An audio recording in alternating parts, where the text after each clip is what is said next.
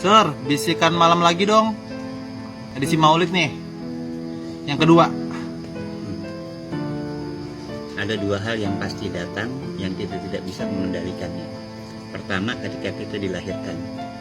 Yang kedua, ketika kita meninggal dunia. Dan di antara kedua itu adalah perjuangan kita untuk melawan sebuah hawa nafsu, ego, cinta dunia, dan setan di dalam hidup ini. Ketika kita datang, kita dilahirkan dalam keadaan suci, bersih. Kita tidak ingin mati dalam keadaan buruk. Dapatkah seorang umat Nabi Muhammad yang mencintai Nabi Muhammad, yang mencintai keluarga Nabi Muhammad, yang mencintai para wali Allah meninggal dalam keadaan buruk? Ini tidak mungkin. Tidak mungkin. Lantaran kenapa? Sebab itulah Allah memberikan syafaat Nabi untuk kita. Selalu ada syafaat Nabi Shallallahu Alaihi Wasallam di setiap saat. Karena setiap saat ada seseorang hamba Allah, umat Nabi Muhammad yang meninggal dunia.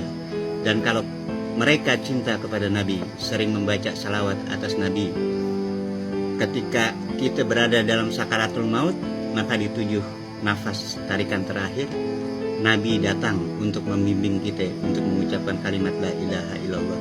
Minimal para orang-orang soleh, para aulia Allah hadir untuk menuntun kita. Ketika kita membaca salawat, ketika kita membaca Maulidur Rasul, juga Nabi Shallallahu Alaihi Wasallam hadir di situ. Inilah iktidat daripada ahli sunnah wal jamaah. Ada hadis Nabi yang mengatakan innamal bu'istu liutammima makarimul akhlak.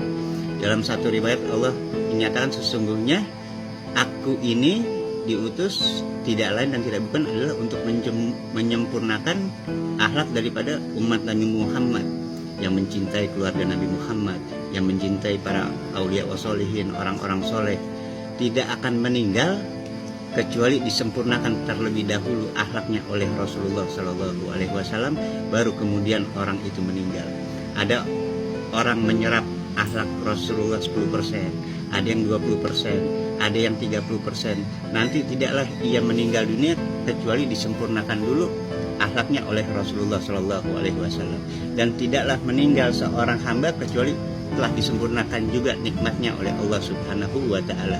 Dan ini adalah suatu kabar gembira buat kita. Cukup dengan cinta kepada Rasulullah, cinta kepada para aulia wasolihin, kita berharap akhlak kita dan iman kita disempurnakan oleh Allah Subhanahu wa Ta'ala. Wa ma arsalnaka illa rahmatan lil alamin.